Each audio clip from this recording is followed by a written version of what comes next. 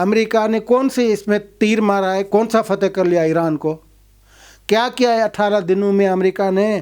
وہ کہہ رہا کہ رجیم چینج کر دوں گا، کوئی نہیں ہوئی رجیم چینج۔ ان کا سپریم لیڈر شہید ہو گیا، ان کی فوجی قیادت شہید ہو گئی، ان کے عام منسٹر شہید ہو گئے، وہی حکومت وہی سسٹم کھڑا ہوا ہے، اور انہوں نے اس سسٹم کو امریکہ کی خواہش کے مطابق، مطالبے کے مطابق اس نے نہیں گرنے دیا، وہ قائم و دائم ہے۔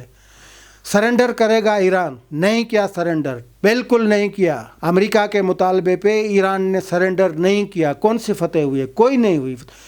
اس کا یہ کہنا تھا کہ ایران کے عوام ہیں وہ نکلیں گے، بغاوت کریں گے، کوئی بغاوت نہیں ہوئی۔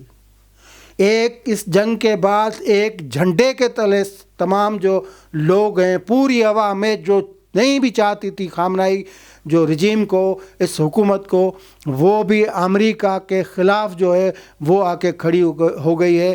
کوئی بھی اتنا بڑا پروسیشن، بڑا پروٹیسٹ کچھ بھی نہیں ہوا۔ تو یہی بڑے میں بڑی ناکامی جو ہے وہ امریکہ کی ہے، جس کو ماننا چاہیے اور جس کو دنیا مان رہی ہے۔ ٹرمپ نہیں مان رہا، ٹھیک ہے، نہیں مان رہا۔